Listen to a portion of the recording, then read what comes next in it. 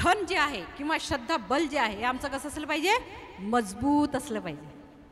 ते जर असेल तर आज बौद्ध संस्कृती ही मोठ्या प्रमाणात तुम्हाला सगळीकडे रुजलेली दिसेल. काही जन्मापासून तर मृत्यूपर्यंत जे सोपस्कार आहेत ते संस्कार रूपामध्ये आपण वेगवेगळ्या टप्प्यांमध्ये पार पाडतो.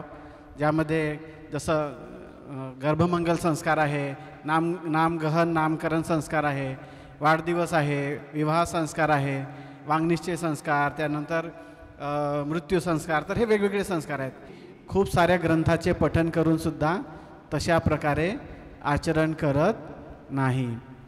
म्हणून समाजाची स्थिती कशी आहे, आचरणशील नसल्यामुळे जिथे सद्धम्म राहत नाही, जिथे सन्मार्ग राहत नाही, तिथे काय होतं, अकुशल आचरण वाढते, अंधश्रद्धा वाढते आणि अशा प्रकारे समाज कसा झाला, अंधश्रद्धेकडे जाणारा झाला. की जे तुम्ही ऐकलं त्याला आचरणमध्ये आणणं, आणि जेव्हा तुम्ही आचरणमध्ये आणाल बुद्धाचे जे विचार आहेत, तर कदाचित तुम्हाला जीवनामध्ये दुःख नावाचा प्रकार नसतोच हे तुम्हाला शाश्वतीनं माहीत पडेल. की तुम्ही जेव्हा मेडिटेशन कराल, बुद्धाची जे देशना जर तुम्ही ऐकाल किंवा ऐकण्याच्या म्हणजे तुम्ही फॉलो कराल, तर त्याच्यामध्ये न्यूरोप्लास्टी म्हणजे त्याच्यामध्ये ब्रेनमध्ये बदल घडतो आणि तुम्ही तुमच्या मनावर, तुमच्या शरीरावर ताबा घेऊ शकता. परंतु तथागताचा धम्म आहे, कितीही संकट आले, या देशामधून हा धम्म शून्य झाला तरी पण 2500 वर्षानंतरही आज सारखे विचार, सारख्या गोष्टी टिकून आहेत. आणि म्हणून हा सत्य धम्म आहे ज्यामुळे आपलं जीवन कल्याणकारी होऊ शकते.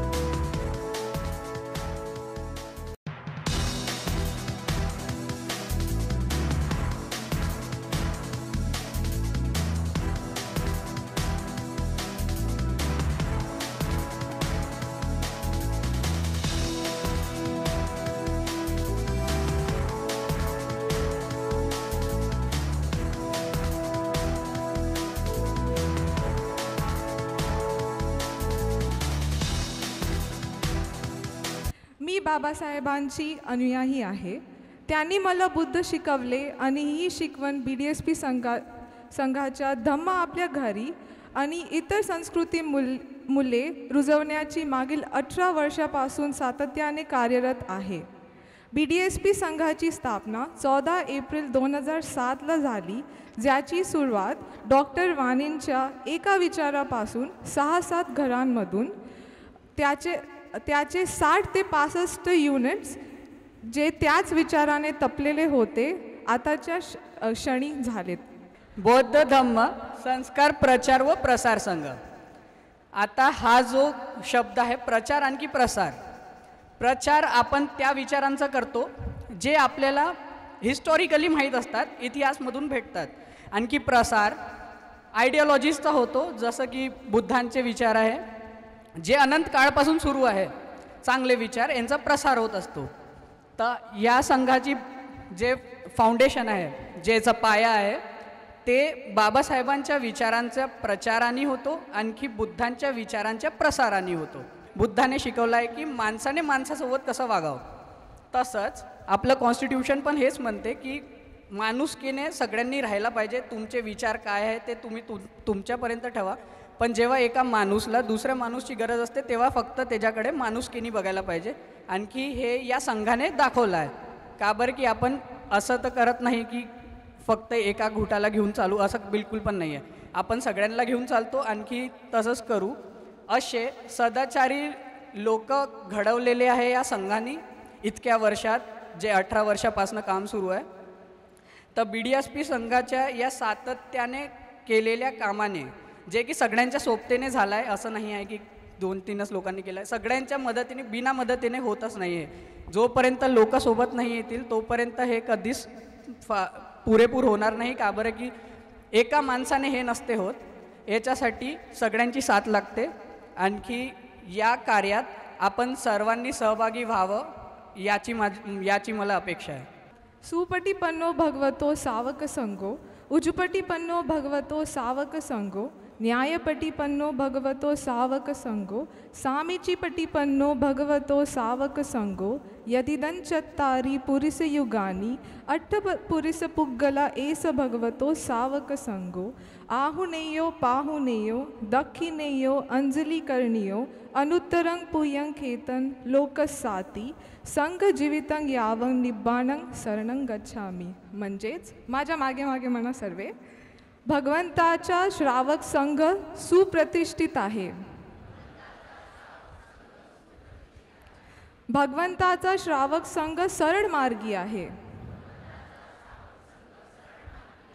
भगवंताचा श्रावक संघ न्यायमार्गी आहे. भगवंताचा श्रावक संघ सुयोग्य जीवन जगणारा आहे. आणि असेच 8 अवस्थाची प्राप्ती केलेल्या पुरुषांचे असलेला असा हा संघ आहे. स्वागत करण्यास, पाहुणचार करण्यास, दान देण्यास आणि हात जोडून वंदन करण्यास पात्र असा हा संघ आहे. लोकांचे दृष्टीने पुण्याचे पीक देणाऱ्या अलौकिक शेताप्रमाणे हा संघ आहे. अशा या श्रावक संघाला मी जीवनभर अगदी निर्वाणाप्राप्तीपर्यंत शरण जातो. मला एक गोष्ट आवर्जून सांगावीशी वाटते की हा जो जनसमुदाय आहे जो इथं आलेला आहे आणि तेवढ्या संख्येने मुलं खाली आलेली आहेत, ही या संघाची जी भूमिका आहे ती समाजाने आता मान्य केली आहे असं आपोआप आपल्या लक्षात येते. समाजाला ज्याची गरज होती ते बाबासाहेबांनी दिलं. बोधिसत्व बाबासाहेबांनी समाजाच्या प्रगतीसाठी, समाजाच्या उन्नतीसाठी ज्याची गरज होती तो धम्म, तो विचार समाजाला दिला. पण शुद्ध स्वरूपात तो धम्म, तो विचार समाजाबद्दल नेणारे न भेटल्यामुळे, न तयार झाल्यामुळे आपला समाज हा अत्यंत असंघटित आणि मनाने खूपच लहान झाला. आपल्या या धम्मामुळे मोठ्या मनाचा समाज घडणार होता आणि मोठ्या मनाचा समाज घडविणे हेच बौद्ध धर्माचं काम होतं. आणि त्याच्यामुळे मोठ्या मनाचा समाज घडला तर आपोआपच तो संघटित राहू शकेल, तो एकमेकांसोबत बंधुभावाने राहू शकेल. जेवढ्या काही चांगल्या गोष्टी आहे, सकारात्मक ज्या गोष्टी आहे त्या आपोआप चांगल्या मनाने घडतात, मोठ्या मनाने घडतात. म्हणून शील सदाचाराचा हा मार्ग लोकांमध्ये रुजवण्यासाठी बाबासाहेबांनी एक सूत्र दिलं होतं. त्या ते सूत्र ज्यांनी स्वीकार केलं ते लोक चांगले झाले, त्यांचे मानसिक आरोग्य चांगलं झालं, त्यांच्या घरी शांती आली, त्यांच्या घरी संस्कार आले, संस्कृती आली. तर ते सर्व समाजाने स्वीकार करावे. बाबासाहेबांनी जो दर रविवारचा आपल्याला सूत्र दिला आहे की दर रविवार हा आपला धम्मा डे आहे, त्या दिवशी आपण 1 तास धम्मश्रवण केलं पाहिजे. ते आपण केलं म्हणून आज आपल्यामध्ये जो उत्साह दिसत आहे, आपल्या चेहऱ्यावर जी शांती दिसत आहे ती आपल्याला पाहायला मिळत आहे. तर या बीडीएसपी संघाची भूमिका तीच आहे की अशा प्रकारच्या बाबासाहेबांच्या दृष्टीतील आदर्श समाज निर्माण करणे हा विचार घेऊन आणि तो विचार तो करण्यासाठी, आदर्श समाज तयार करण्यासाठी धम्माशिवाय अन्य दुसरा कोणताही उपाय नसल्यामुळं बाबासाहेबांनी जो उपाय सांगितला होता की तुम्ही करून बघा, तुम्ही या धम्माला शिकावं लागेल. कारण की हा धम्म नवीन आहे, नवीन धम्म असल्यामुळं आपल्याला तो शिकावा लागेल, त्यात समजून घ्यावं लागेल, त्याची सोपस्कार समजून घ्यावं लागेल, त्याची प्रत्येक गोष्ट समजून घ्यावं लागेल आणि ती समजण्याकरता आपल्याला बसावं लागेल. ते आपण बसवत आहोत म्हणून हे सगळं शक्य होत आहे. जर तुमचं ही भूमिका बाबा BDSP संघाने याच्यासाठी ठेवली, ध्येय बाबा BDSP संघाने याच्यासाठी ठेवलं की याच्याशिवाय दुसरा अन्य कोणताच मार्ग नाही आहे. बुद्ध धम्म संघावरती माझी काय असली पाहिजे? श्रद्धा असली पाहिजे. तिथे जर श्रद्धा असेल तर मी इकडे तिकडे भटकणार काय? काही पर्याय राहील का माझ्या पुढे? नाही ना. तर श्रद्धा धन जे आहे किंवा श्रद्धा बल जे आहे हे आमचं कसं असलं पाहिजे? मजबूत असलं पाहिजे. ते जर असेल तर आज बौद्ध संस्कृती ही मोठ्या प्रमाणात तुम्हाला सगळीकडे रुजलेली दिसेल. श्रद्धेच्या अभावामुळे आज जे काही पाहायला मिळतं त्याला काय आहे कारण? श्रद्धेचा अभाव. आणि इथे तथागत सांगतात की श्रद्धारूपी धन हे आपल्याजवळ असेल तर तुम्ही सुखी होणार जीवनामध्ये. दुसरं म्हणतात शीलरूपी सौभाग्य. तर शील म्हणजे तर माहीतच आहे सगळ्यांना. शील माहीत आहेत ना सगळ्यांना? किती लोकांना माहीत आहेत शील? सगळे हात नाही वर करत आहेत. मग बरं, सगळ्यांना माहिती आहे. पालन किती लोक करतात? सगळेच पालन. Very good, very. क्लॅप करा स्वतःसाठी. बढिया. साधू साधू साधू. म्हणजे तुम्ही शील घेता आणि पालन सुद्धा करता. तर हे शीलरूपी सौभाग्य सुद्धा तुम्हाला प्राप्त झालेलं आहे सुखी गृहस्थासाठी. ठीक आहे. त्यानंतर उदारता रूपी सौभाग्य कशाला म्हणतात? उदारता रूपी, उदार असणे म्हणजे काय असते? दान करणे है ना. उदार असणे म्हणजेच काय? उधार नाही. ठीक आहे. उदार आणि उधार याच्यामध्ये फरक आहे. उदार म्हणजे जे काही आपण धन कमावतो त्यामधून दान देणे जिथे आवश्यक आहे. आज आपली कार्यशाळा घडली, याला 1.5 ते 2 लाख रुपये खर्च झाला की नाही? मग हे कसं झालं? लोकांनी दिलं ना दान, तेव्हा झालं की नाही? स्वेच्छेने दान दिलेलं आहे की नाही? की इतकी मोठी कार्यशाळा घ्यायची आहे, इतके हजारोच्या संख्येने लोक येतील, त्यांना बसायला जागा, खुर्च्या, हॉल, जेवण है ना, पाण्याची व्यवस्था, ह्या सगळ्या गोष्टी झालेल्या आहेत ना. त्याच्यामधून एकटा व्यक्ती करू शकतो काय सगळे खर्च? नाही. तसे दानदाते सुद्धा निर्माण झालेले आहे. म्हणून उदारता रूपी सौभाग्य सुद्धा आपल्याला प्राप्त झालेलं. तर आपण कशा आहोत? सुखी गृहस्थ आहोत. लक्षात घ्या, सुखी गृहस्थाची परिभाषा मी तुम्हाला सांगत. आपण गृहस्थ आहोत ना, आपण काही गृहत्यागी नाहीत. त्यामुळे सुखी गृहस्थ बनण्यासाठी या 4 गोष्टी असणे आवश्यक आहे. त्यानंतर आहे प्रज्ञारूपी सौभाग्य. प्रज्ञा कशाला म्हणतात? जो चांगले आणि वाईटातला फरक जाणतो.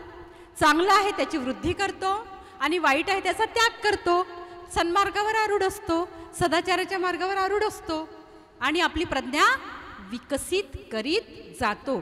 असे 4ही सौभाग्य ज्याला लाभलेले आहे तो जगातील सगळ्यात श्रीमंत व्यक्ती आहे. कोण आहे तो? जगातील सगळ्यात श्रीमंत व्यक्ती आहे. तुम्ही घरामध्ये कितीही सजावट केली, कितीही मोठे बंगले बांधलेत आणि कितीही महागडे कपडे घातलेत, कितीही सोनं घेतलं आणि ह्या 4 गोष्टी तुमच्या जवळ नाहीत, तुम्ही पक्के भिकारी आहात. समाजामध्ये सगळ्यात भिकाऱ्याची परिभाषा ती आहे की ज्याच्याजवळ हे 4 धन नाहीत. आणि हे 4 धन ज्याच्याजवळ आहेत तो जगातील सगळ्यात श्रेष्ठ श्रीमंत व्यक्ती. ही परिभाषा बुद्धांनी आम्हाला सुखी गृहस्थाची सांगितलेली आहे. तर आपण सगळे सुखी व्हावेत, संघाला सुखी करावेत, संघाची उत्तरोत्तर अशीच प्रगती करावी, ही मी मनापासून मंगल कामना करते. आपले प्रशिक्षित लोक तयार झालेले आहेत. हे प्रशिक्षित लोक समाजामध्ये जाऊन आपले जे सांस्कृतिक उपक्रम आहेत ते राबवितात. त्यामध्ये मृतक संस्कार हा पण एक आपल्या संस्कृतीचा एक भाग आहे. कारण जेवढे काही जन्मापासून तर मृत्यूपर्यंत जे सोपस्कार आहेत ते संस्कार रूपामध्ये आपण वेगवेगळ्या टप्प्यांमध्ये पार पाडतो. ज्यामध्ये जसं गर्भमंगल संस्कार आहे, नामगहन नामकरण संस्कार आहे, वाढदिवस आहे, विवाह संस्कार आहे, वांगनिश्चय संस्कार, त्यानंतर मृत्यू संस्कार. तर हे वेगवेगळे संस्कार आहेत. तर काही दिवसांपूर्वी एका मृत्यू संस्कारामध्ये जाण्याचा योग आला आणि तिथे जो संस्कार झाला तर त्यांनी म्हटलं की हा म्हणजे खूप चांगल्या पद्धतीने पार पडला, आम्हाला चांगल्या पद्धतीने सुत्त समजला आणि दुःखातून जे आहे मार्ग येण्याचा म्हणजे निघण्याचा मार्ग मिळाला. तर अन्य लोकांना वाटलं की मी पण माझ्या घरी बोलवलं असतं तर बरं झालं असतं.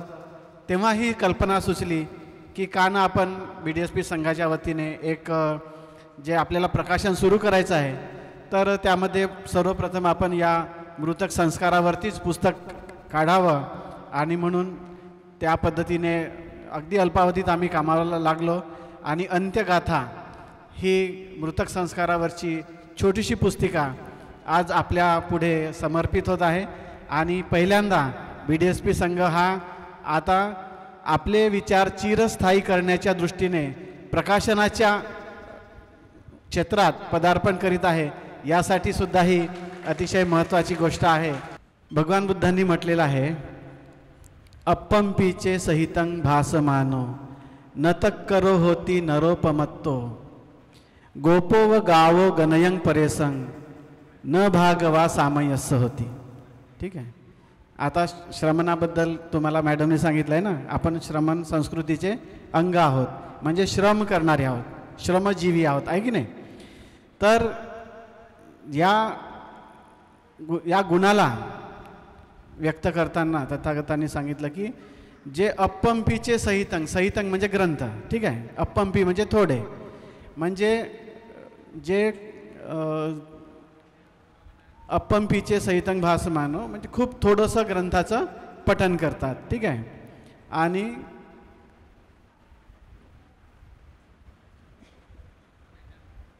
धम्मानुसार आचरण करतात. याच्या 2 गाथा आहेत यमक वगामध्ये. आणि थोडंसं मी रिव्हर्स जातो, म्हणजे पहिली गाथा घेतो.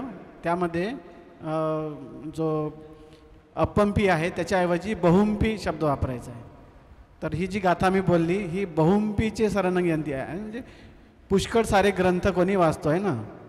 बहुंपीचे सहितं भासमान, तर खूप साऱ्या ग्रंथाचे कोणी पठन करतो, कोणी वाचन करतो, पण न तक्कर होती नरोपमत्तो, परंतु त्यानुसार तो आचरण करणारा असत नाही.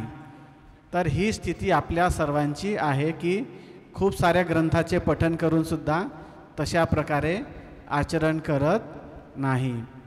म्हणून समाजाची स्थिती कशी आहे, आचरणशील नसल्यामुळे जिथे सद्धम्म राहत नाही, जिथे सन्मार्ग राहत नाही, तिथे काय होतं, अकुशल आचरण वाढते, अंधश्रद्धा वाढते आणि अशा प्रकारे समाज कसा झाला, अंधश्रद्धेकडे जाणारा झाला. आणि म्हणून अशा समाजाला सन्मार्गावर आणण्यासाठी, त्या अंधश्रद्धेतून मुक्त करण्यासाठी हा BDSP संघ काय करतो, धम्म आपल्या घरी या माध्यमातून प्रयत्न करतो की आम्ही तुमच्या घरी येतो आणि तुम्हाला काय करतो, काय सन्मार्ग आहे, काय धम्म आहे हे सांगण्याचा, समजवण्याचा प्रयत्न करतो. आणि समजावून सांगल्यानंतरही सगळं काही एका वेळी समजून येतं का, नाही. एका वेळी कुठलीही गोष्ट सगळी आपल्या डोक्यामध्ये येत नाही. त्यासाठी प्रयत्न करावे लागतात आणि प्रयत्न करण्यालाच आपण म्हणतो सातत्यता. आणि ही सातत्यता टिकवण्यासाठी बाबासाहेबांनी आपल्याला काय दिला, एक उपदेश दिला, सल्ला दिला की तुम्ही दर रविवारी विहारात गेलं पाहिजे, धम्माचं श्रवण केलं पाहिजे. एक फार आधीची एक छोटीशी ऐकलेली गोष्ट आठवते मला, तथागताच्या काळामधली आहे. अजातशत्रू राजा जो होता, अजातशत्रूचा सेनापती वत्सकारा हा तथागताला भेटण्यासाठी गेला. आणि निमित्त होतं की अजातशत्रूला त्याच्या बाजूला असणारं वज्जी नावाचं जे दुसरं संस्थान होतं, त्याच्यावर हल्ला करून ते त्याला काबीज करायचं होतं. प्रत्येक राजाची इच्छा असते की आपण चक्रवर्ती व्हावं आणि सगळे आपल्या हातामध्ये असावेत, हाताखाली असावेत. बुद्धांनी मग तेव्हा सांगितलं की ते वज्जी राज्य जे आहे हे जिंकायला कठीण जाईल आणि कदाचित तुम्हाला जिंकता येणार नाही, असं बुद्धांनी तेव्हा ते सांगितलं. त्याच्या मागचं त्यांनी सांगितलं की 7 कारणं आहेत.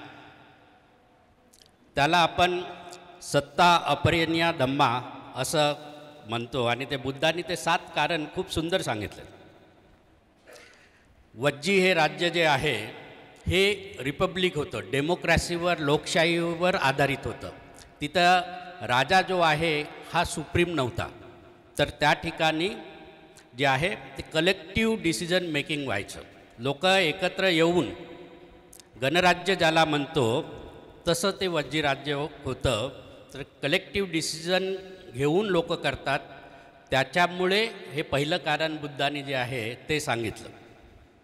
दुसरं कारण त्यांनी सांगितलं की ते सगळ्यांमध्ये एकमत झाल्याशिवाय कुठला निर्णय जे आहेत डिस्कशन करतात, एकमत झाल्यानंतर ते निर्णय घेतात. तिसरं कारण ते सांगितलं त्यांनी की त्यांच्यामध्ये जे असणारे विद्वान लोक आहेत, जे सिनियर लोक आहेत, त्या विद्वान लोकांनी सांगितलेलं जे आहे ते प्राथम्याने त्याला ते प्राधान्य देतात. चौथं कारण जे आहे ते चौथं कारण त्यांनी सांगितलं की तिथली लोक जी आहेत हे लॉ अँड ऑर्डर म्हणजे जे कायदे कानून आहेत त्याचे सर्वच जण जे आहेत ते पालन करतात. पाचवी गोष्ट जी आहे ती आपली जी रिस्पॉन्सिबिलिटी आहे, विशेष करून मुलांचं आणि महिलांचं रक्षण करण्याची जबाबदारी ते स्वतः सगळेजण घेतात. आणि मॉरल इंटिग्रिटी जे आहे, ह्या मॉरल इंटिग्रिटीमध्ये जे एथिक्स आपण ज्याला म्हणतो, शील ज्याला म्हणतो, त्याच्यामध्ये ते फार पुढे आहेत. हे 6वं कारण सांगितलं. आणि सर्वात शेवटचं कारण त्यांनी सांगितलं की जे धम्म जो ज्या शुद्ध पद्धतीने आहे त्या ठिकाणी त्याचं ते पालन करतात आणि त्या विचारांवर चालतात. हे त्यांनी 7वं कारण सांगितलं. म्हणजे एक खूप चांगला तिथे युनिटी असणं, लोक एकमेकांसोबत फार चांगल्या पद्धतीने वागणं आणि कलेक्टिव्ह डिसिजन मेकिंग वारंवार भेटून, तिथले लोक वारंवार भेटतात आणि कलेक्टिव्ह डिसिजन घेतात. त्या वारंवार भेटण्यावर बुद्धांनी जास्त जोर दिला होता.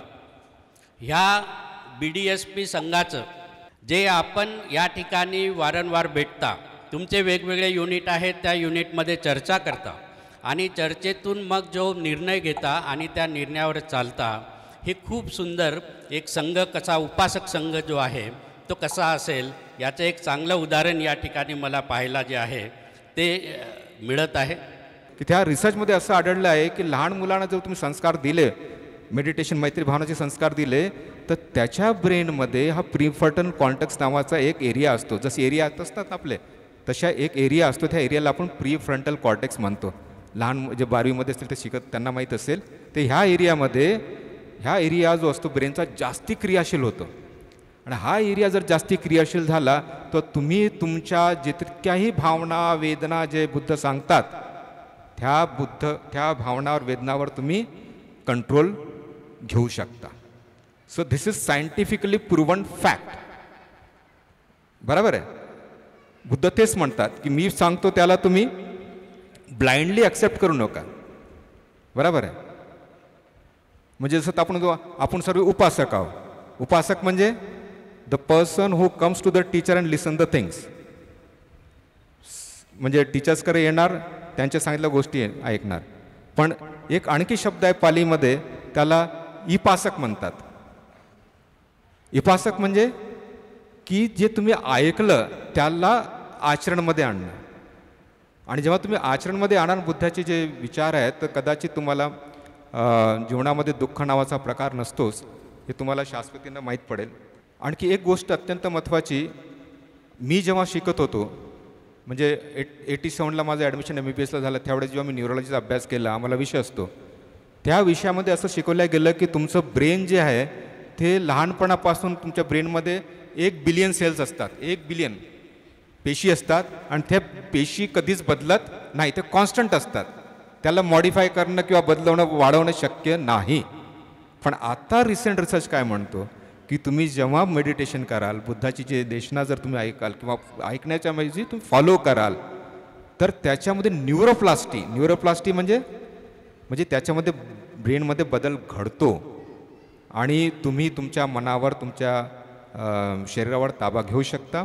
संस्कारांमध्ये जसं मेनली हा जो विषय आहे, हा सतीपठाण सुत्तामध्ये फार चांगल्या रीतीने दिलेला आहे.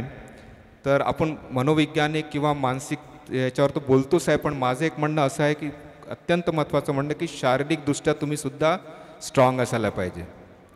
शरीराला तितकंच महत्त्व दिलं पाहिजे. बुद्धाने सुद्धा शरीराला अत्यंत महत्त्व दिलेलं आहे. त्याच्यामध्ये जसं आपण कायानुपासना म्हणतो, वेदानुपासना, चित्त उपासना, धम्म उपासना, ह्या सर्व संस्कारातले प्रकार आहेत. ते ह्या शिबिरामध्ये आपल्याला मार्गदर्शन तर देतीलच. तर असं बऱ्याचशा गोष्टी असतात. मागे आम्ही एक कार्यक्रम घेतला होता भिक्खू संघांकरता दीक्षाभूमीच्या ऑडिटोरियममध्ये, बुद्धिझम अँड माइंड सायन्स. तर माझी पण एक अशी इच्छा राहील की आपण आपल्या कारण हा सायंटिफिक रिलिजन आहे, याला एकदम ब्लाइंडली ॲक्सेप्ट करायचं नाही. नाहीतर काय होणे, पुराणे जे मूर्त्या किंवा जे असतात ना लोकांच्या घरी होते आधी 30-40 वर्ष आधी जे असतील, तर बस त्यांचं रिप्लेसमेंट बाय द बुद्ध मूर्ती. इतर मूर्त्या गेल्या आणि बुद्ध मूर्त्या आल्या. असं नको व्हायला. तुम्हाला माइंड आहे, बुद्धानं माइंड दिलेलं, माइंडचा उपयोग करा, त्याला समजा.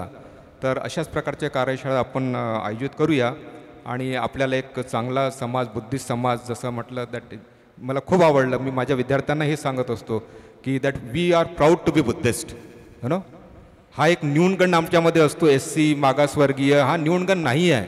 तुमचा इतिहास इतका दांडगा आहे, इतका दांडगा आहे की ज्याचं तुम्हाला कल्पनासुद्धा नसेल. राजा लोकांचा धर्म होता हा.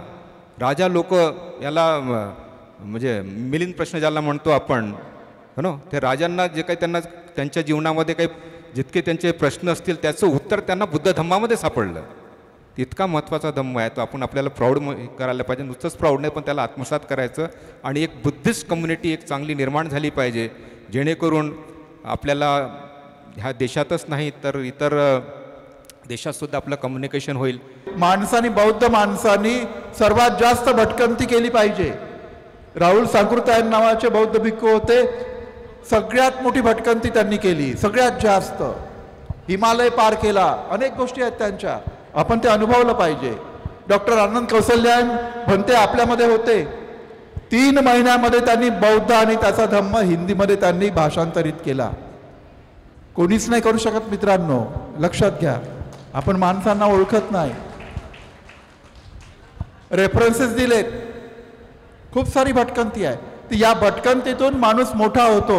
म्हणून प्रत्येक माणसाने, म्हणजे मला असं म्हणायचं आहे की 30 दिवस आपण जगतो, निदान आपण 6 महिन्यातून 1 वेळा बौद्ध स्थळं पाहिली पाहिजेत. हे कुणाचं मत आहे?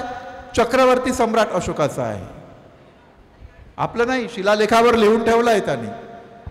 आणि त्याच्यामुळे आपल्याला असं दिसेल की बौद्धांचा विनय केवळ भंतेचाच विनय असतो असं नाही आहे. बौद्धांचा विनय, बौद्धानुयायांचा विनय, त्याची लाईफस्टाईल, त्याची एकमेकांशी बोलण्याची, राहण्याची, जगण्याची, एकमेकांना जपण्याची लाईफस्टाईल ही जगामध्ये अद्भुत आहे, जगामध्ये मोठी आहे आणि अनुकरणीय आहे, अनुसरणीय आहे. याचा विचार आपण केला पाहिजे. एकमेकांचा सन्मान ठेवणं हे आपलं काम आहे. काही धर्मामध्ये याचे पडसाद आहेत. मुस्लिम समाजामध्ये आहे. त्यांचा बंधुभाव बघा, हा कुठून आला आहे? बुद्धिझममधून आलेला आहे. कारण धम्म म्हणून आणि खऱ्या अर्थाने रिलिजन म्हणूनही, मग चांगल्या अर्थाने रिलिजन म्हणून देखील जगातला पहिला रिलिजन बुद्धाचा आहे. त्याच्यानंतर सगळे रिलिजन्स आहेत, हेही समजणं आवश्यक आहे.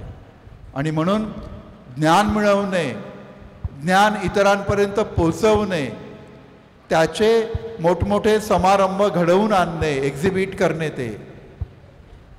त्याच्यामध्ये एकत्रित भाव दिसणे, स्त्री पुरुष समभाव दिसणे, हे सगळं बुद्धिझमनी आपल्याला शिकवलेलं आहे मोठ्या प्रमाणावर. मन एकाग्र करणे. कार्यक्रमाची सुरुवात झाली तेव्हा आपण 10 मिनिटं शांत चित्ताने डोळे बंद करून स्वतःकडे पाहिलं, या समाजाकडे पाहिलं. याच्यातून आपल्याला एक नवीन टॉनिक मिळालं. ते टॉनिक मिळण्यासाठी आपण एकत्र येत असतो. आता इथे डॉक्टर साहेब बोलून गेले, त्याच्या अगोदर डॉक्टर हर्षदीप कांबळे बोलून गेले. हे सगळे रोल मॉडेल असू शकतात आपल्या जगण्यातले, आपल्या मुलांच्या जगण्यातले. खरी गोष्ट आहे की 8 वर्षापर्यंत, मी तर असं म्हणतो की 6 वर्षापर्यंतच जे काही संस्कार आपल्यावर होतात ते पक्के होतात. आणि आपल्या समाजाची मुलांवर इतर धर्माचे संस्कार होत आहेत, विशेषतः ब्राह्मणी धर्माचे संस्कार होत आहेत. जबाबदारीने थोडासा बोलू इच्छितो. ते आपण टाळले पाहिजेत. मुलांना जपणं, मुलांना घडवणं हे आपलं मोठं काम आहे. ते आपण केलं पाहिजे आणि एकत्रितपणे काम केलं पाहिजे. तुम्ही करताच आहात. मी आधीच म्हटलं आहे की ही फक्त उजळणी आहे. तुम्ही करतात, मी फक्त तुम्ही जे करता आहात त्याचं निरीक्षण केलं आणि तेवढंच मी बोलतो. त्याच्यापेक्षा जास्त बोलत नाही, कारण मला तुमच्याकडनंही बऱ्याच गोष्टी शिकायच्या आहेत. मी तुम्हाला शिकवायला किंवा सांगायला आलो नाही, मी तुमच्यापासून शिकायला आलो आहे. ती संधी मला तुम्ही सगळ्या लोकांनी उपलब्ध करून दिली. धम्माच्या कामामध्ये आज इतका व्यस्त दिवस असतानाही इथे सगळेजण जमलेले आहोत. इतर लोक काय करत आहेत जर तुम्ही समाजामध्ये पाहिलं तर चित्र फार विचित्र आहे. एकीकडे आपण म्हणतो की महागाई वाढलेली आहे, पैसा नाही, आणि दुसरीकडे पाय ठेवायला बाजारात जागा नाही. अशा परिस्थितीत आपण बौद्ध म्हणून आज सकाळपासून इथे उपस्थित आहोत. मी म्हणत असते नेहमी की मी बौद्ध विचार स्वीकारला, डॉक्टर बाबासाहेब आंबेडकरांना स्वीकारल्यामुळे माझा बराच खर्च कमी झालेला आहे. बराच खर्च माझा कमी झालेला आहे आणि त्यामुळे मला बौद्ध विचाराची ओढ आहे. मी तुम्हाला एक प्रश्न विचारू इच्छिते की तुम्हाला डॉक्टर बाबासाहेब आंबेडकर आणि भगवान बुद्ध कधी कळले?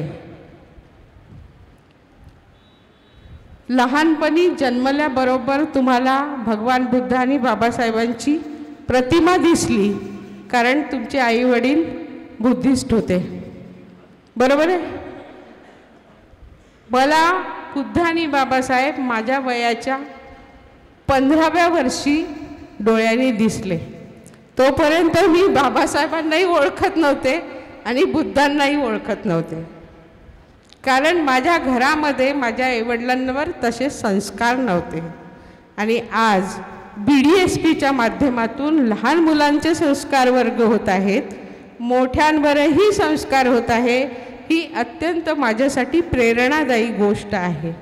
आणि म्हणून जे जे कोणी उपस्थित असतील OBC समाजामधले, इतर समाजामधले, त्यांनी सुद्धा ही प्रेरणा घेऊनच इथून जावं असं मी आपल्याला आग्रहाची विनंती करते. जे ह्या BDSP संघामध्ये जॉईन झालेले आहेत पण अजूनही त्यांनी कुटुंबात आपल्या शेजाऱ्यांमध्ये बौद्ध विचार, आंबेडकरी विचार नेला नसेल, त्यांनी आज संकल्प करावा कि हा विचार अपन लोकांपर्यंत न्यावा. आषाढ़ी पूर्णिमा को सबसे पहले तथागत गौतम बुद्ध ने अपनी प्रथम देशना सारनाथ में दी थी. उसमें सिर्फ 5 लोग शामिल थे, महानाव, वप्पा, भद्य, कौंडिन्य और अश्वजीत. इसके अलावा कोई और नहीं था. और उसको हम कहते हैं जो पहली देशना, उसको कहा जाता है धम्म चक्र प्रवर्तन. और जिस दिन दी थी वो दिन था आषाढ़ी पूर्णिमा का, और इसलिए उसको कहा जाता है धम्म चक्र प्रवर्तन दिवस. तो कौन सा दिन है? आषाढ़ी पूर्णिमा का. लेकिन आषाढ़ी पूर्णिमा को धम्म चक्र प्रवर्तन दिवस की कोई बधाई देते हुए हमें दिखाई नहीं देता है. मैं ये मानता हूं कि ये आज की कार्यशाला तब सफल होगी जिसमें कुछ प्रतीक चिन्ह जो हैं जो बदले जाना चाहिए, और मेन कंसेप्ट को लोगों के सामने लाना अत्यंत जरूरी है. हम थोड़ा भावनिक ज़्यादा बन जाते हैं. भावनिक इतने लोग हैं कि दिमाग का इस्तेमाल कम करते हैं और भावनाओं का ज़्यादा करते हैं. मैं ये नहीं कहता कि भावना नहीं रखनी चाहिए, रखनी चाहिए, लेकिन दिमाग के साथ रखनी चाहिए. इसलिए 14 अक्टूबर का दिन जो था विजयादशमी का दिन आया था, और इसलिए विजयादशमी के दिन को जो बाबा साहब अम्बेडकर ने धम्म दीक्षा ली, उस दिन को कहा जाता है धम्म दीक्षा दिवस. क्या कहा जाता है? बोलिए. पता है आप लोगों ने खाना नहीं खाया, भंते जी ने भी नहीं खाया है. ये भी बता रहा हूँ। ये मत सोचिए कि भंते जी आपको बता रहे तो भंते जी ने खाना खा लिए होंगे और आपको बता रहे होंगे। नहीं, आपने भी नहीं खाया तो मैंने भी नहीं खाया हूँ, क्योंकि मैं पहले काम को इज्जत करता हूँ, क्योंकि मैंने जापान से थोड़ी चीज़ें सीख ली है। No work no food, no work no food, तो नो वर्क नो ईटिंग। तो कहने का मेरा मतलब है कि 14 अक्टूबर के जो दिन था, जो बाबा साहब अम्बेडकर ने दीक्षा ली थी, उनके पैम्पलेट को आप जब देखेंगे तो साफ शब्दों में लिखा है धर्मांतरण किया गया। क्या लिखा है? धर्मांतरण किया गया। और इसलिए आज से मैं चाहूँगा बीडीएसपी की तरफ से यदि ये बात आती है, हम धम्मा घर घर पहुंचा रहे हैं, तो ये बात भी ओरिजिनल जानी चाहिए। तो आज के बाद आप लोग क्या कहेंगे? धम्म दीक्षा दिवस विजयादशमी के दिन 14 अक्टूबर के लिए, और आषाढ़ी पूर्णिमा को आप कहेंगे धम्म चक्र प्रवर्तन दिवस। ये बात आप लोगों को कहना चाहिए, जो मूल कंसेप्ट समाज के भीतर आएगी। इसलिए जब दीक्षा भूमि पर हमारा स्टॉल लगता है, मैं कभी भी वहाँ पर धम्म चक्र प्रवर्तन दिवस कभी नहीं लिखता। सब जगह लिखा रहता है यही, लेकिन हम धम्म दीक्षा दिवस समारोह या धम्म दीक्षा दिवस जयंती ऐसा शब्द का इस्तेमाल करते हैं। तो ये जरूरी है, जो मुझे मूल कंसेप्ट बतानी थी आप लोगों को, जो मैंने आपको बताया। मैं और ज़्यादा समय नहीं लूँगा। मैं बधाई देना चाहता हूँ बीडीएसपी की टीम को, सारी टीम को, कि वो एक बेहतर समाज निर्माण करने के लिए, प्रबुद्ध राष्ट्र निर्माण करने के लिए जो मुहिम चला रहे हैं, उनको किसी भी प्रकार की यदि मुझसे सहयोग मतलब विचार की सहयोग की ज़रूरत जब भी होगी, मैं आपके लिए उपलब्ध रहूँगा, क्योंकि मैं खुद ही भारत प्रबुद्ध राष्ट्र निर्माण करने के लिए मैंने पूरा जीवन समर्पित किया है। बुद्ध धर्मामध्ये बुद्धांनी मनावर खूप काम केलेलं आहे आणि मी सायकॅट्रीच्या विषयामध्ये मनासंबंधित मनाच्या आरोग्याबद्दल खूप प्रमाणात काम करतो आहे। लैंगिक तक्रारीवर काम करतो आहे, नशेच्या तक्रारीवर सुद्धा काम करतो आहे। तर आपण जे विपश्यनेमध्ये शिकतो आहे त्याला वेस्टर्न साहित्यामध्ये काही अंश माइंडफुलनेस या संदर्भात या विषयामध्ये त्याच्यामध्ये नमूद केलेला आहे। बुद्ध भगवानाचं काम खूप खोलवर आहे। माइंडफुलनेस हा बराच उथळ प्रमाणावर वरच्या स्तरावर काम करतो। तरी पण मी तुम्हाला एक छोटीशी एक्सरसाइज आता फक्त करूया आणि मग त्याच्यातनं मी थांबतो। सगळ्यांना मी विनंती करतो, प्रत्येकाने प्लीज डोळे मिटा, आरामात पाठीमागे लेटून बसा, आरामात उजवा हात पोटावर ठेवा, डोळे मिटा। प्रत्येकाला विनंती करतो, प्लीज डोळे मिटा, उजवा हात पोटावर ठेवा। आता हळूहळू श्वास नाकातनं आत घ्या, हळूहळू, अगदी हळूहळू, आरामात श्वास आत घ्या, पोट फुगेपर्यंत श्वास आत घ्या आणि जिथपर्यंत पोट फुगू शकता तिथपर्यंत पोट फुगवा आणि काही सेकंद आपल्याला जसं सोयीस्कर होईल तितक्या सेकंदासाठी तो श्वास तिथेच थांबवा, तिथेच रोखून ठेवा। आरामात जेव्हा जितका वेळ थांबवता येईल तितका वेळ थांबवा। आता हा श्वास हळूहळू तोंडाच्या वाटेने बाहेर सोडा, हळूहळू, एकदम हळूहळू, स्लोली, आरामात। हा श्वास बाहेर पडला पाहिजे। जितकं पोट आत ढकलल्या जाऊ शकतं तितका हा श्वास बाहेर सोडा, हळूहळू, हळूहळू। बाहेर श्वास सोडल्यानंतर परत एकदा नाकाच्या वाटाने श्वास आत घ्या, आरामात, हळूहळू श्वास नाकाच्या वाटेने आत घ्या। पोट जितकं फुगेल तितकं श्वास आत घ्या, हळूहळू, पोट फुगेपर्यंत। पोट फुगल्यानंतर जितके सेकंद आरामाने श्वास थांबवून ठेवू शकाल तितक्या सेकंदासाठी श्वास थांबवा। आता हळूहळू तोंडाच्या वाटेने श्वास बाहेर सोडा. एकदम आरामात आरामात, स्लोली स्लोली, आरामात, हळूहळू आरामात. ही एक्सरसाइज झाल्यानंतर आरामात डोळे उघडू शकता.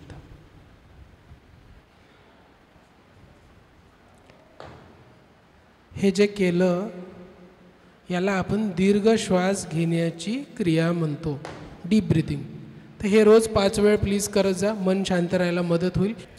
अरे तथागताचा धम्म एकच आहे, तथागताचा विचार एकच आहे, जो बाबासाहेबांनी आम्हाला सरळ सोप्या भाषेत दिलेला आहे. सांगणारे फक्त वेगवेगळे आहेत, तुम्ही भटकायचं नाही. सांगण्याचा उद्देश हे आहे, तुम्ही एका विचारानेच चालायचं आहे, एका मार्गानेच चालायचं आहे. मार्ग सांगणारे तुम्हाला वेगवेगळे मिळू शकतात, परंतु विचार हे एकच आहे. असं जर आपण केलं तर मला वाटतं की तुम्हाला असं वाटणार नाही की सातत्याने ते एकसारखं का सांगतात. ती सवय लावतात. आज तुम्ही दिवसभर बसले, याची सवय लागली ना. तुमचे मुलं पण काही वेळ बसले असतील, सवय लागली ना. आज हे सगळ्या गोष्टी या BDSP संघाच्या माध्यमातून घडतात आहेत. असं कोणी प्रयत्न केला का? तुम्हाला कोणी मिळालं का? असा प्रयत्न करणारा कोणी मिळाला का? ठीक आहे बा, वारंवार आपल्या लोकांमध्ये जायचं. लोक एक वेळा येतात, फार मोठं प्रवचन देऊन जातात, विषय संपला. त्याचा परिणाम तुमच्यावर किती झाला हा नंतरचा विचाराचा प्रश्न आहे. पण सातत्याने कुठलीही गोष्ट कोणी स्वीकारो अथवा न स्वीकारो, जे सत्य आहे ते सांगण्यासाठी तुमच्यापर्यंत सातत्याने जो कोणी येतो तोच खरा धम्मवान असू शकतो. नाहीतर वरवर सांगणारे हजारो लोक तुम्हाला मिळतात. आणि म्हणून खऱ्या अर्थाने हा BDSP संघ आज हळूहळू वाढतो आहे. जेव्हा सुरुवातीला एकच होतं, 12-13ला आमचे 2-3च युनिट होते, परंतु आता 60-65च्या जवळ झाल्या. अनुभवनी सांगितलं मगाशी. का झालं? विचार खरा आहे म्हणून हे युनिट वाढले. बुद्धांचा विचार हा खरा आहे, सत्य आहे, विज्ञानावर आधारित आहे, म्हणून सातत्याने त्याच्यात वाढ होत आहे. बुद्धाच्या समकालीन अनेक धर्म निर्माण झाले. जैनिझम झाला. आज जैन धर्माचं नाव तुमच्या तोंडावर किती वेळा येतं. ख्रिश्चॅनिटी नंतर आली बुद्धाच्या. आज जगामधून ख्रिश्चॅनिटी कमी कमी होत आहे. अनेक धर्म जगामध्ये निर्माण झाले, परंतु ते विज्ञानाच्या आधारावर नव्हते. इस्लाम होता, अनेक धर्म होते. विज्ञानाच्या कसोटीवर ते खरे उतरल्या गेले नाही, म्हणून काळाच्या ओघामध्ये ते नष्ट झाले, किंबहुना संपले. त्यांचं नाव सुद्धा आम्हाला माहीत नाही. परंतु तथागताचा धम्म आहे. कितीही संकट आले, या देशामधून हा धम्म शून्य झाला, तरी पण 2500 वर्षानंतरही आज सारखे विचार, सारख्या गोष्टी टिकून आहेत. आणि म्हणून हा सत्य धम्म आहे, ज्यामुळे आपलं जीवन कल्याणकारी होऊ शकते. या धम्मामुळेच आपला उद्धार होऊ शकते, हे सांगण्याचं कार्य BDSP संघ करतो आहे. आणि म्हणून खऱ्या अर्थाने आपण या BDSP संघामध्ये जास्तीत जास्त लोकांना सहभागी करून घेतलं पाहिजे. जास्तीत जास्त युनिट निर्माण करण्यासाठी प्रयत्न केला पाहिजे. जास्तीत जास्त ठिकाणी आपले नातेवाईक असतील, जास्तीत जास्त आपल्या मुलांना याच्यामध्ये सहभागी करून घेतलं पाहिजे. कौटुंबिकपणे हा संघाचा कार्यक्रम आपण आपल्या परिसरामध्ये साजरा केला पाहिजे. तर खऱ्या अर्थाने आपलं कार्य पुढे जाईल असं मला वाटतं. अभिमानाने हे सांगू शकतो की BDSP हे बाबासाहेबांचं उर्वरित कार्य जे आहे धम्माला पुढे नेण्याचं. कारण धम्म बाबासाहेबांनी आपल्याला ज्यावेळेस बुद्ध धर्म दिला त्यावेळेस तर आपल्याला त्याचं काहीच ज्ञान नव्हतं. आपण ते जस्ट बाबासाहेब म्हटले, त्यांनी मुसलमान धर्म दिला असता तर आपण मुसलमान झालो असतो. सगळे तर पैसे घेऊन उभे होते, मुसलमान उभे होते, ख्रिश्चन उभे होते, सगळे लोक मोठमोठ्या पैशाच्या पेट्या घेऊन उभे होते बाबासाहेबांना म्हणाला की तुम्ही आमचा धर्म घ्या. पण बाबासाहेबांनी असा धर्म निवडला ज्याच्यामध्ये कोणीही पैसा घेऊन उभे नव्हते, पण तिथे फक्त चांगलं जीवन जगण्याची एक कला होती. तर धम्म हे बुद्ध धम्म हे काही म्हणजे हे वेगळं दुसरं काही नसून आपला जीवन मरेपर्यंत आपण कसं आनंदात जगू शकतो त्याच्यासाठी हा एक उपाय आहे. म्हणजे थोडक्यात म्हणजे एव्हरीडे. कारण आम्ही आमच्या हॉस्पिटलमध्ये आम्ही पाहतो येणारे जे रुग्ण असतात, कोणी म्हणतात की डॉक्टर साहेब मला खूप घाबरल्यासारखं होतं आहे, मला खूप बेचैन वाटतं आहे, मला धडधडी होते आहे. कोणी सांगतात की मला खूप विसरल्यासारखं होतं आहे, माझं ब्रेन असं सुन्न झाल्यासारखं वाटतं आहे, मला खूप चक्कर येत आहे. कोणी घाबरून येतं की मला पॅरालिसिस तर होणार नाही, माझ्या एका एका पायाला मुंग्या येत आहे. कोणी येऊन म्हणतं की अरे मला झोप येत नाही आहे. कोणी म्हणतं साहेब माझं बीपी घ्या, माझं बीपी खूप वाढलेला आहे. पण या व्यक्तींनी या वर्षांनी जर पंचशिलाचं पालन केलं तर तुम्ही खऱ्या अर्थानं पालन केलं तर पुढच्या 5 वर्षानंतर कोणालाच छातीमध्ये धडधडी होणार नाही, कोणालाच अनिद्रा होणार नाही. तुमचं मन इतकं शांत आणि इतकं चांगलं होईल की तुमचं ब्लड प्रेशरसुद्धा कधी वाढणार नाही. कारण तुम्ही खोटंच बोलत नाही आहे, कोणी तिरस्कार करत नाही आहे, तुमच्यामध्ये रागाची उत्पत्ती होत नाही आहे. तर नॅचरली ब्रेनमध्ये ज्या 2 सिस्टीम असतात, सिम्पॅथॅटिक आणि पॅरासिम्पॅथॅटिक, आपल्या मेंदूमध्ये ह्या 2 सिस्टीमचा इंटरप्ले आहे, पॅरासिम्पॅथॅटिक आणि सिम्पॅथॅटिक. जेव्हा सिम्पॅथॅटिक सिस्टीम ही ॲक्टिवेट होते त्यावेळेस माणसाची धडधडी वाढते, चेहऱ्याचे हावभाव असे बदलतात की त्याचा चेहरा घाबरलेला होतो, धडधडी वाढते, त्याचं बीपी पाहिलं तर बीपी वाढलेलं असतं आणि बेचैनी वाढलेली, ती सिम्पॅथॅटिक. पण त्याची पण गरज असते. कधी कधी तुम्ही ॲक्शन मोडमध्ये जाता तेव्हा तुम्हाला त्याची पण गरज असते. म्हणजे देवाने ही जी पण नेचरने जी सिस्टीम निर्माण केली. आणि पॅरासिम्पॅथॅटिक म्हणजे जेव्हा हार्ट रेट, आपली हृदयाची गती ही कमी होते, आपल्याला खूप दरदरून घाम फुटत नाही, शांत मन आहे. आणि मन शांत आणि अविचलित असलं तर आपल्याला सगळ्या गोष्टी आठवतात सुद्धा. म्हणजे आपल्याला विसरभोळेपणा पण येत नाही. आपण त्या वेळेला त्या क्षणामध्ये जगतो. तर ती असते पॅरासिम्पॅथॅटिक सिस्टीम. तर जेव्हा आपण धम्मामध्ये असतो तर आपली पॅरासिम्पॅथॅटिक सिस्टीम ही बऱ्यापैकी जास्त प्रमाणात ॲक्टिवेट असते. त्याच्यामुळे कोणालाही ब्लड प्रेशर, डायबिटीज आणि पुढे चालून पॅरालिसिस, डिमेन्शिया, ब्रेनचं डिस्ट्रक्शन असं होत नाही, असं मी तुम्हाला ॲज अ डॉक्टर हे ठामपणे सांगू शकतो. म्हणजे बुद्ध धर्मातून तुम्हाला कुठलेही आजार होणार नाही याची पण मी तुम्हाला गॅरंटी देऊ शकतो, जर खऱ्या अर्थानं पंचशिलाचं पालन झालं तर. सर्वात आधी वाणी सर यांनी आपल्यासमोर प्रस्तावना ठेवली, सकारात्मक गोष्टी सांगितल्या, त्याबद्दल मी त्यांचे आभार मानते. प्राध्यापक डॉक्टर वाणी मॅडम यांनी भव्य संघ BDSP जयंती साजरी कशी करायची यांच्याबद्दल मार्गदर्शन केले, त्याबद्दल मी त्यांचे आभार मानते. त्यानंतर सगळ्यात महत्त्वाचे म्हणजे आपले हर्षदीप कांबळे यांनी आपल्याला मोलाचे म्हणजे वेळातून वेळ काढून मोलाचे मार्गदर्शन केले. शिलाचे पालन कसे करावे, खोटे न बोलावे हे सांगितलेलं आहे आपल्याला, पण आपण ते करत नाही. तर त्याच्याबद्दल त्यांनी आपल्याला मार्गदर्शन केले. हर्षदीप सरांचे मी आभार मानते.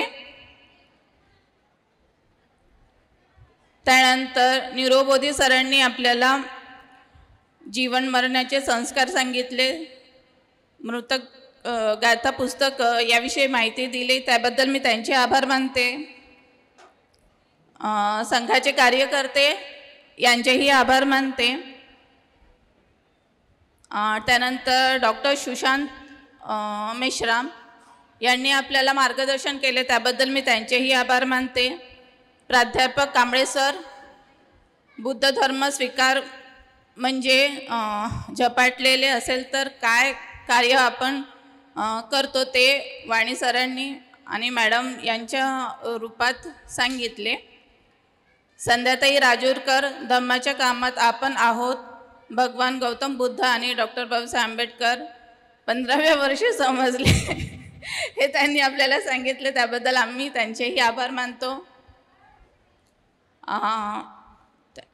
चंद्रबोधी बनते यांनी आपल्याला बरंच काही सांगितलं. धम्मचक्र परिवर्तन दिन कधी साजरा करायचा ते आपल्याला आता समजले आहे, त्याबद्दल मी त्यांचेही आभार मानते.